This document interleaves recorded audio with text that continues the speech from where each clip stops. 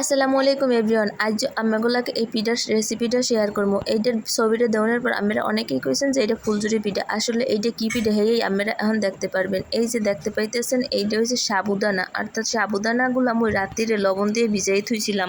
আর রাত্রির ভিজাই রাখনের পর বেন্যাকালে এই সাবুদানাগুলারে কাঁঠাল পাতায় হাজাইয়া দিয়ে দিছি। আর হেইয়া বাপে দেওয়ানের লগে আবার পানি গরম করে চালন দিয়ে লইছে এর উপরে এরম করে ডাইকে ডাইকে ভাপ দিছি। ভাপ দেওয়ানের পর তখন সেদ্ধ হয়ে গেছে। এই সময় একালে উডাই হেলাইছি। আর এরকম চেহারা হইলেই বুঝতে পারছি যে এগুলো সেদ্ধ হয়ে গেছে। তো হগল কিছু তো আর কইয়া বুঝান যায় না, আমরা একটু দেখে দেখেও বুঝলেন। এরপর পরের প্রসেসিং করাতে হইবে। কাঁঠাল পাতাগুলান পিঠার থেকে একালে আলাদা করে হেলাইতে হইবে। পিঠাগুলান আস্তে আলতো হাতে দরজে উড়াইয়া এরম করে বান্ডে করে হুগা দিতে হইবে। যারা যারা সিনিস পিঠা আর ফুলঝুরি পিঠা চেনেন হেরা তো জানেন এই কেমন করে রোদ্রে শুকাইতে হয়। তা রোদ্রে হুগানের পর পিঠাগুলান যখন একালে মচমচা হইয়া যাইবে সেই সময় এগুলারে আবার তেলে ভাজে এরপর খাইতে হইবে। তাই পিঠাগুলা দেখে মোর মনে হইতে আসলে কি যদি কোনো জামার ডিজাইনে বসানো হয় হলে মনে করেন একালে চিকমিকি করবে। পিঠাগুলা চিকচিক করতে আসলে লাইটের আলোতে আর বেমালে সুন্দরই লাগতে আসলে। তাই এরম করে ডিজাইন করবো না এই কোনো জামার উপরে। যাই হোক এরপর আবার কেউ দূরে টানাটানি করবে দিয়ে দরকার নাই। এই পিঠা খাইতে কিন্তু বেমালা স্বাদ লাগে। তাই তেলে বাজার প্রসেসিং আমাকে দেখাইলাম না, কিন্তু পিঠা ভাজিয়ে হালাইলাম। যাই হোক আমরা তো ফুলঝুরি পিঠা বা সিনিস পিঠা